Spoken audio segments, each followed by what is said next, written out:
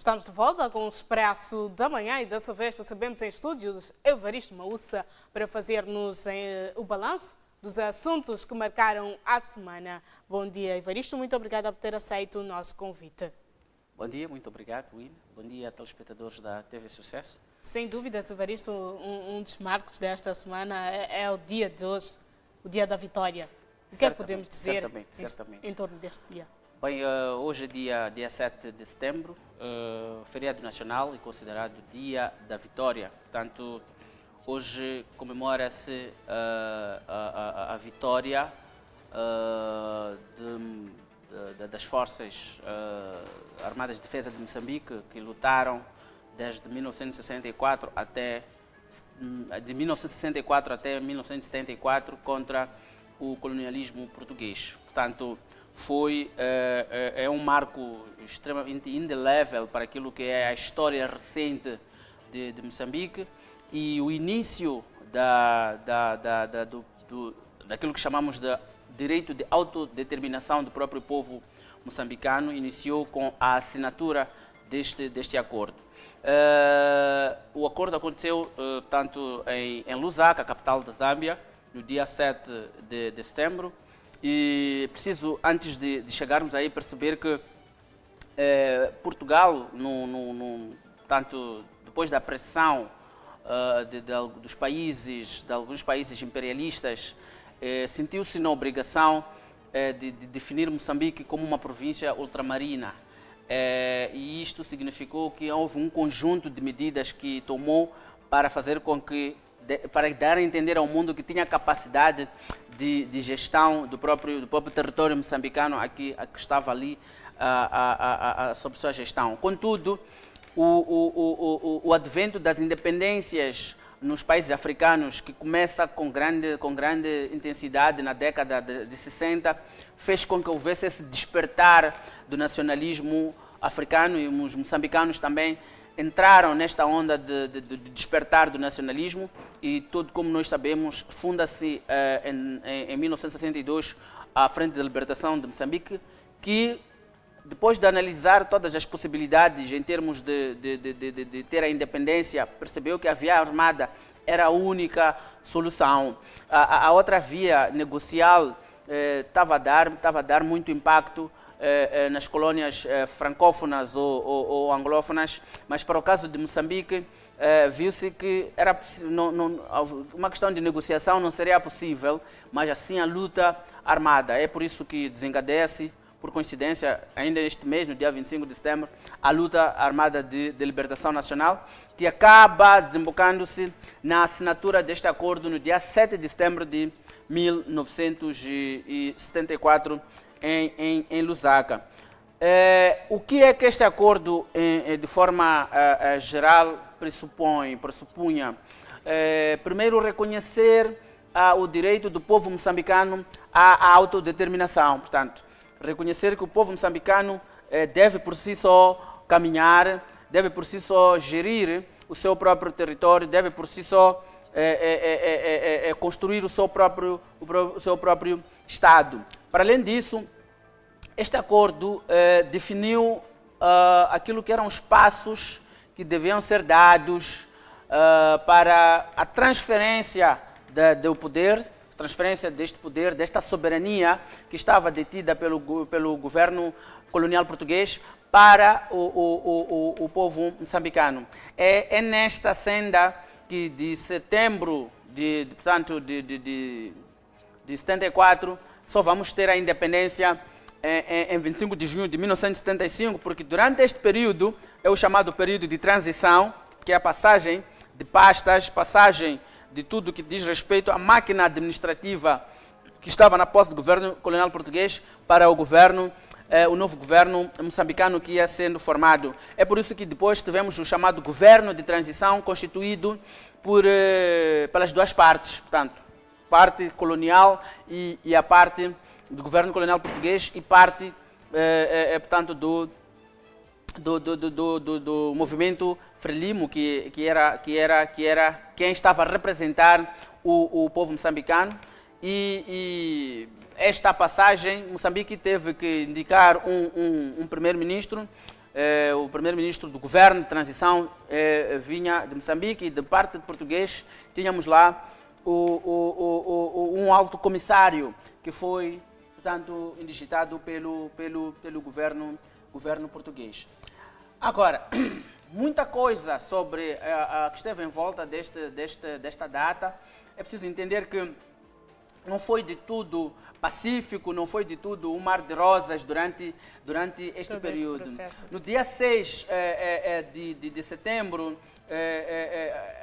algumas agitações aconteceram em Moçambique, em Lourenço Marques, à altura Maputo, hoje Maputo quer dizer, em que alguns cidadãos que achavam que este direito de autodeterminação que o próprio o acordo já previa, não era de todo satisfatório, não estavam satisfeitos primeiro pelo fato de Moçambique estar a dar passos para a sua independência, e alguns nacionais, né, moçambicanos, não estavam satisfeitos pelo fato do Partido Frelimo, que é o movimento que representava os moçambicanos, fosse apenas o Partido Frelimo a fazer isto. É por isso que no próprio dia 7 houve uma invasão aos estúdios da Rádio Clube de Moçambique, que é atualmente a Rádio Moçambique,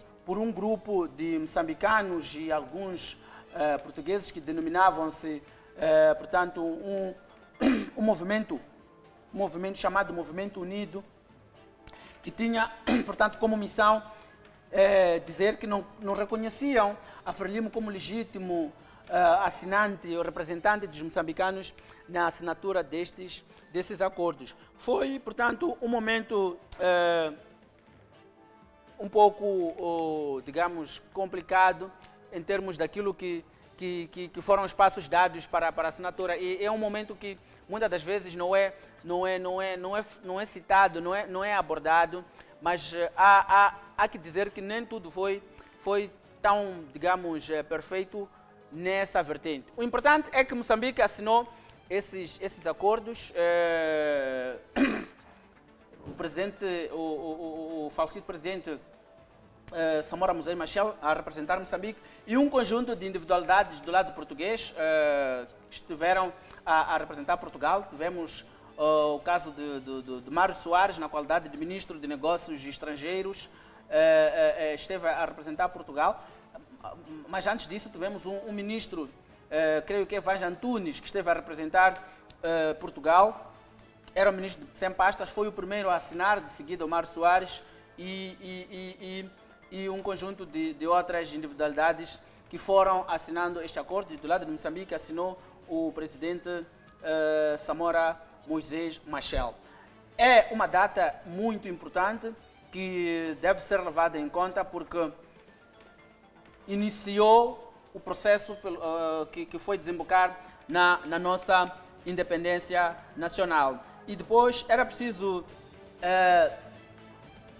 dizer que o próprio acordo já previa que a Frelimo era o legítimo representante do povo moçambicano e que a independência devia ser proclamada no dia 25 de junho. O próprio acordo aparecia a definir isto em termos de dados. Portanto, é um acordo que definia passos para a transferência de poderes de Portugal para Moçambique. E hoje, passados esses anos, é um momento de reflexão sobre aquilo que foram os valores que nortearam a própria assinatura dos acordos de Lusaka, como um marco importante para o próprio país, no sentido de que o país acreditou, os nacionalistas moçambicanos acreditaram que era possível derrotar o governo colonial português e era possível, por via disso, apossar-se daquilo que são os seus direitos como nação, que é a autodeterminação, que é o direito de nós, por nós mesmos, seguirmos aquilo que são as linhas de vida do próprio povo moçambicano, do nosso próprio Estado moçambicano. Exato, Evaristo. Muito obrigada por ter nos relembrado um pouco da história deste dia. Um dos marcos desta semana também, sem dúvidas, foi a rejeição por parte do Conselho Constitucional do recurso do Venâncio Mondlane. Muito bem, este também foi um dos temas que de alguma forma marcaram a semana. Se recordarmos, falamos aqui de que o partido Renamo submeteu ao Conselho Constitucional, por via da CNE, um recurso sobre a rejeição da candidatura do seu cabeça de lista, Venâncio Mondlane, para a cidade de Maputo. O que acontece é que na terça-feira o coletivo de juízes do Conselho Constitucional reunido achou manter a decisão, de alguma forma, do Conselho Constitucional, da Comissão Nacional de Eleições, que foi esta rejeição. Mas o que é importante abordar é que os motivos, é preciso analisar os motivos que foram levados pela Renamo para poder solicitar reclamar sobre esta rejeição, e os próprios motivos que o Conselho Constitucional alegou também para não dar provimento a esta reclamação.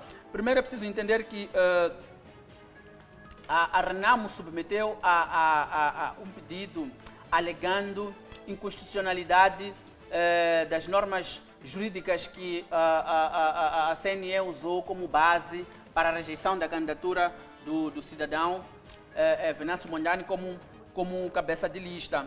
É preciso primeiro olhar o seguinte: o partido Renamo declara aqui, na sua explanação, na sua defesa, traz como ponto, alega o artigo 73 e o 35 da Constituição da República de Moçambique sobre o direito de ser ou não ser eleito, e considera estes atos inconstitucionais, tendo em conta que foram os argumentos que a própria CNE usou para afastar Venâncio Mondlane. Ora, o que é que o Conselho Constitucional diz sobre este posicionamento? O Conselho Constitucional alega, em primeira instância, que não cabe aos partidos políticos necessitarem, portanto, solicitarem a inconstitucionalidade das leis. Okay? E do ponto de vista de direito, está muito claro. O artigo 213 da Constituição da República determina que existem 7 figuras ou entidades que têm o direito de poderem solicitar a constitucionalidade da lei, que são o Presidente da República, o Presidente da Assembleia da República, o Procurador-Geral da República, o Provedor da República, o Provedor-Geral, o Provedor da Justiça, quer dizer, a própria, o Primeiro-Ministro também tem essa componente, e depois temos 2/3 dos deputados da Assembleia da República que podem também solicitar, e a assinatura de 2.000 assinaturas, portanto, 2.000 cidadãos, olhando que há alguma lei do ordenamento jurídico moçambicano que põe em causa a lei fundamental, que é a lei mãe, a Constituição da República, podem solicitar a inconstitucionalidade destas leis. Agora, o que está a acontecer é que, não sei porquê, o partido Renamo alegou como sua fonte de contestação bastante forte esta questão da inconstitucionalidade, mas esqueceu-se de que, do ponto de vista de entidade processual, não tem legitimidade para poder solicitar a inconstitucionalidade destas leis. E o acórdão de quase 15 ou 16 páginas que é remetido pelo Conselho Constitucional acaba resumindo-se em 4 ou 5 linhas que rejeitam limitariamente este direito de, portanto, este recurso submetido pela Renamo para a inconstitucionalidade.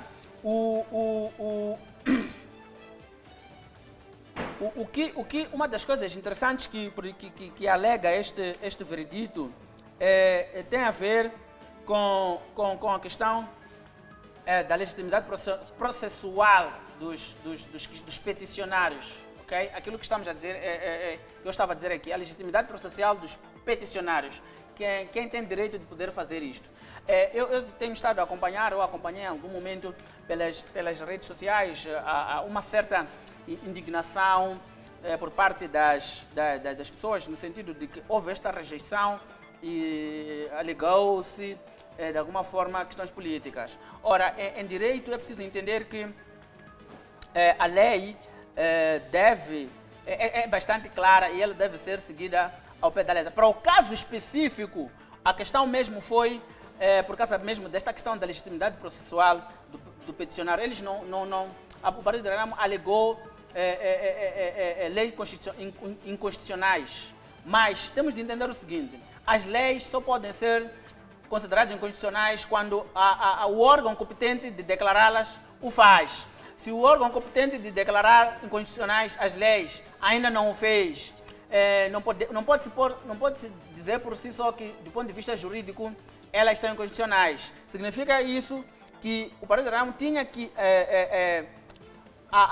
encetar mecanismos jurídicos para lhe garantir a legitimidade processual de considerar aquelas leis não inconstitucionais, que seriam através da Assembleia da República, com os 2/3 de deputados, ou através das 2.000 assinaturas necessárias para declarar, só depois de haver esse veredito de constitucionalidade é que haveria... Será que ainda é possível, Evaristo Maussa, nós termos este caso da Renamo, ou seja, a Renamo recorrer à Assembleia da República com vista porventura, ter Venâncio Mondlane nas próximas eleições, ou não é mais possível termos esta situação? Bem, o importante é que temos de reconhecer duas coisas que são extremamente relevantes na análise deste assunto. Primeiro, é preciso olhar que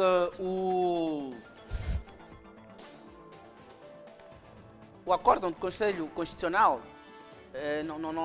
não é possível recorrer àquele acórdão que foi tanto definido pelo Conselho Constitucional. É um acordo que não se pode recorrer. Primeiro aspecto. O segundo aspecto, conversando com alguns juristas, alguns acreditam que, do ponto de vista do direito processual, é possível haver uma recorrência num prazo de 5 dias sobre a decisão do Conselho Constitucional. Mas parece-me a mim, na análise que se faz, de que sobre este caso não é possível haver esta recorrência. A questão da Assembleia da República dizia respeito a um período anterior à remessa do próprio processo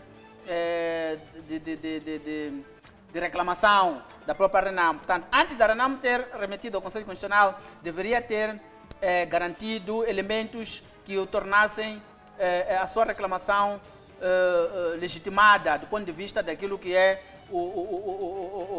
a organização processual, a legitimidade processual. E foi o que ela não conseguiu fazer. Hoje já não é possível ela, para o efeito, para caso do Venâncio Mondlane, já não é possível que a Renamo tenha que acionar esses mecanismos. Contudo, a Renamo, para futuros casos, pode muito bem agora reunir 2.000 assinaturas ou recorrer a 2/3 da Assembleia da República para poder fazer com que esta lei ou estes dispositivos que supostamente foram usados para rejeitar a candidatura do cabeça de lista sejam considerados inconstitucionais. Isto é possível, mas não poderá ter impacto jurídico para este caso que já foi de alguma forma, que já foi fechado de alguma forma com este acórdão número 8 do Conselho Constitucional. E, portanto, qual será a possível reação de Venâncio Mondlane perante esta situação toda? O que é que podemos esperar de Venâncio Mondlane daqui para frente? Bem, há uma situação um pouco complicada. Primeiro temos de saber que, embora ao futuro Deus pertence, é preciso perceber que do ponto de vista daquilo que é o jogo político. O xadrez político ficou um pouco, digamos, apertado para Venâncio Mondlane. Mas, conhecendo como conhecemos, com a sua forma de ser reverente, poderá não ficar-se pela penumbra no panorama político.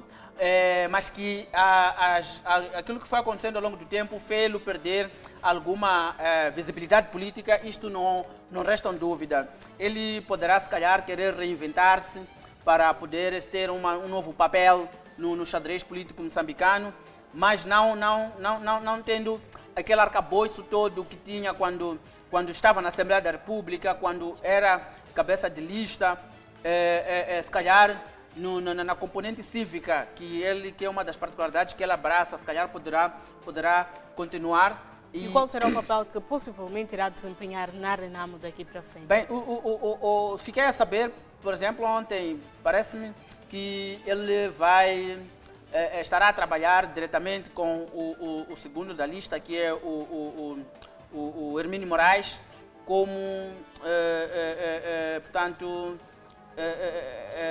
chefe parece que é da mobilização.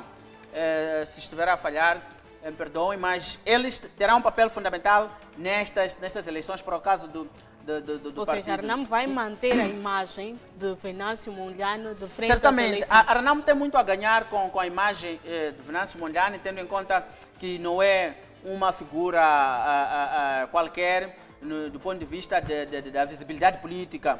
É uma das pessoas que tem estado nos últimos anos no panorama político moçambicano a aparecer, e isso poderá ser aproveitado pela própria Renamo para poder construir mais tanto a imagem do próprio partido. Se estivéssemos numa situação em que, da lei anterior, a Lei 7/2013, em que o presidente do Conselho, hoje chama-se Conselho Autárquico, mas no passado o presidente do Conselho Municipal, em que era eleito um cidadão e depois tínhamos uma outra urna para a Assembleia Municipal, a situação do Hermínio Moraes estaria um pouco fragilizada, porque não se conhece muito, é um indivíduo bastante reservado, conhece-se pouco dele.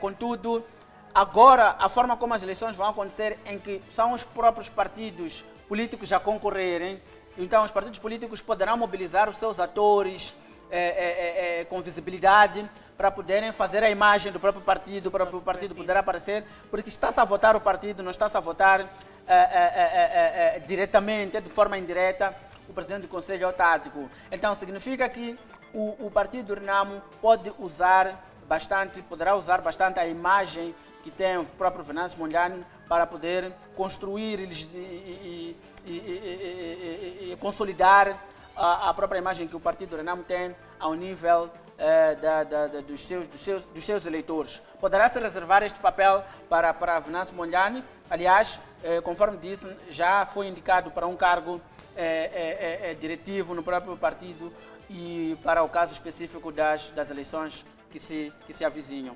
Exato, Evaristo. E com toda esta situação, o que é que podemos esperar das eleições autárquicas de 10 de outubro, tendo em conta que faltam-nos alguns meses, um mês e alguns dias para que elas se realizem? Bem, eu só tenho de lamentar que todo este processo pré-eleitoral tenha sido emprenhado de situações um pouco conflituantes. Primeiro temos de entender que os próprios atores políticos nossos, que são os partidos políticos, o MDM, que são de expressão em Moçambique, a Frelimo, o MDM e a própria Renamo, em algum momento pareceu haver aqui jogos políticos entre eles, ou a nível interno. Temos de entender isto. A própria Frelimo ainda está a gerir a situação, portanto, de Samora Machel Júnior, e que o movimento dele fez também submeteu um recurso, e nos próximos dias vamos saber o que é que vai ditar isso. E encontramos os três atores políticos numa situação muito interessante. Temos uma possível cisão interna de algumas bases ao nível da cidade de Maputo, pelo menos é aquilo que nos é transmitido aqui ao público a ver, e uma coisa incrível que nunca terá acontecido e que parece-me que o Partido Frelimo está a gerir de alguma forma esta situação. E encontramos também o próprio movimento democrático de Moçambique com esta situação de gestão de dissidentes que estavam ali no próprio partido e que parece-me que de alguma forma está a conseguir gerir a sua maneira, e a indicação do cabeça de lista que neste momento está ali como representante do próprio movimento democrático, acabaram conseguindo ter um cabeça de lista e acabaram também conseguindo, estão a reestruturar-se de alguma forma, e é o que também nos é possível transmitir. E depois esta guerra jurídica que em algum momento, por culpa própria, não foi bem conseguida pelo próprio Partido Renamo, por causa mesmo destas questões processuais que foram bastante ignoradas e que penalizaram o próprio Partido Renamo. Então, estamos numa situação de gestão de conflitos dos próprios partidos, dos próprios contentores políticos no pré-eleitoral, no período pré-eleitoral. E dependendo da astúcia, da forma como cada um deles conseguirá gerir isso também poderá refletir-se na forma como vão apresentar-se para as eleições autárquicas. Agora, não podemos também deixar de lado os outros atores políticos, né? Porque as eleições autárquicas não vão se resumir apenas a Frelimo, ao MDM Renamo, embora eles tenham um grande potencial, são as três forças, as maiores forças políticas em Moçambique. Temos casos de alguns grupos de cidadãos, alguns partidos políticos, digamos, de menor expressão, que também vão fazer-se a esta corrida. Eu fico admirado que nenhum desses fora da Frelimo, MDM e Renamo estão a aparecer ou a apresentar os seus candidatos ou a mostrar algum tipo de trabalho político. E tendo em conta que esta é a única oportunidade de forma local em que os cidadãos precisam de conhecer aqueles que lhes vão governar, já seria momento desses também pequenos partidos aparecerem e mostrarem um pouco de si. Mas esperamos efetivamente que estes problemas, de alguma forma, do período pré-eleitoral não possam manchar o próprio processo eleitoral e que no final das contas haja festa, no final das contas possamos eleger os nossos representantes ao nível local, no final das contas possamos no futuro poder cobrar a eles sobre a sua ação, a sua gestão autárquica. Exato, Evaristo, mesmo em gesto de considerações finais, gostava de deixar ficar aqui algum ponto que se calhar não tocamos?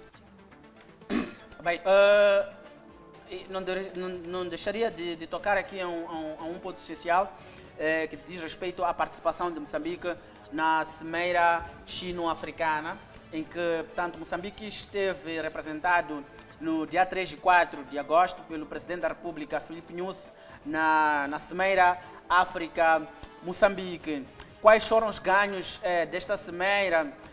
O grande ganho é o fato de a China prometer ao longo dos próximos 3 anos uma ajuda de 60 bilhões de dólares para a África. Portanto, a China vai apoiar a África com uma linha de crédito de 60 bilhões de dólares que poderão ajudar a África em diversas áreas prioritárias. Não só nisso, esse é um caso de ganhos gerais.